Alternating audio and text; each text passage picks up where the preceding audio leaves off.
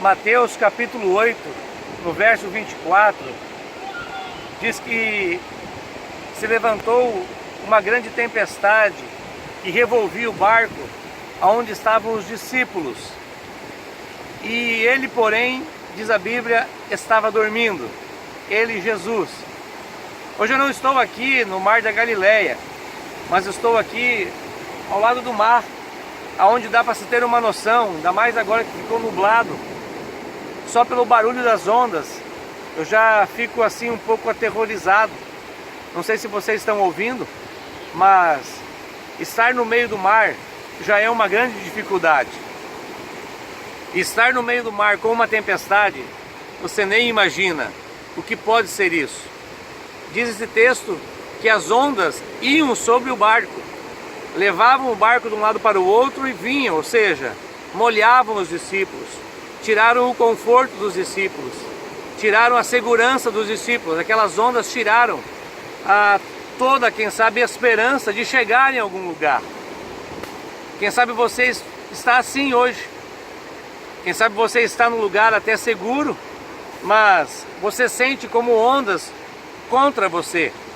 Você sente como problemas, dificuldades, quem sabe os seus próprios vícios, seus desejos. Você está sentindo aflição, porque as ondas estão tirando a sua esperança. As ondas estão tirando a sua segurança. As ondas estão tirando o seu sorriso. As ondas estão tirando o seu chão. Assim estavam os discípulos. E estar no meio do mar é uma situação que a gente se encontra muitas e muitas vezes na nossa vida. Em muitas situações nós nos vemos assim. Mas o problema maior aqui em tudo isso, quem sabe não era estar no meio do mar enquanto as ondas vinham sobre o barco. O problema maior que afligia ali naquele momento era saber que Jesus estava no barco, enquanto as ondas batiam com toda a força. E pior, ele dormia. A Bíblia diz que no meio daquela tempestade, Jesus estava dormindo. O Criador dos céus e da terra, o Senhor dos senhores, o que criou o mar, os peixes, tudo que nele há, o Criador das aves, dos pássaros, o nosso Criador, certamente estava dormindo.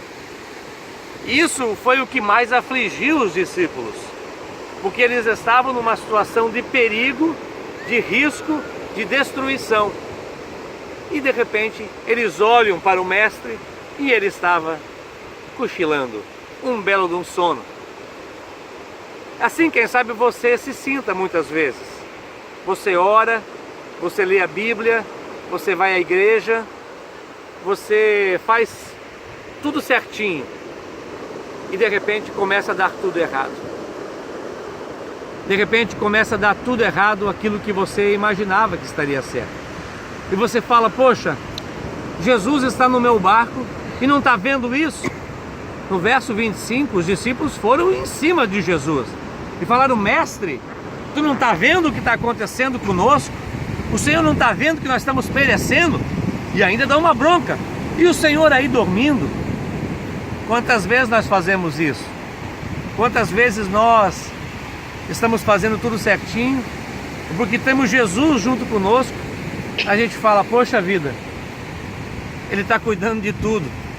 Mas de repente o mar se levanta, as ondas começam a vir, o vento, e a gente fala, ué, Jesus não está comigo?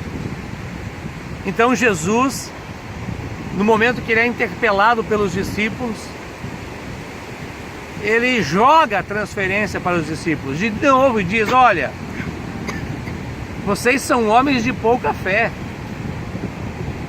Jesus então se levanta e diz, mar, aquieta-te, vento, pare de soprar, e tudo vem ao seu lugar novamente.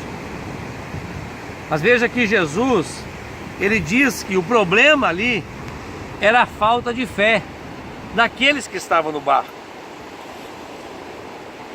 E a fé é o rotor, é o motor, é a engrenagem que rege um movimento sobre a nossa vida. A fé é aquilo que faz nós acreditarmos numa palavra já dada por Jesus, numa palavra que Jesus já estabeleceu sobre a nossa vida, que Ele é o Senhor, que Ele tem o controle, mesmo tudo estando descontrolado, mesmo estando tudo fora do lugar, Ele é o Senhor. Você está ouvindo essa palavra e quem sabe você se enxergue no meio de uma tempestade, como tudo estivesse fora do lugar e você não tem controle, você não consegue colocar de volta. Quero dizer para você, exerça a sua fé. Jesus disse que os discípulos deveriam ter exercido a fé. Quem sabe você deve se levantar nessa situação e dizer: em nome de Jesus, eu não aceito mais o vício na minha vida. Em nome de Jesus, eu sou um homem criado à imagem e semelhança de Cristo. E eu quero a minha libertação. Eu quero a minha vitória. Eu quero viver para a glória de Deus. Por isso, guarde essa palavra em seu coração. Quando vierem as tempestades, muitas vezes Jesus estará dormindo ao seu lado, no barco. Mas se você clamar a Ele, Ele vai responder.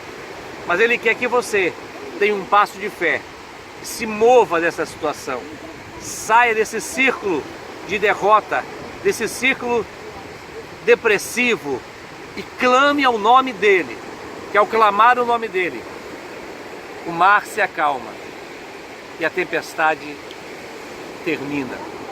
Deus te abençoe em nome de Jesus.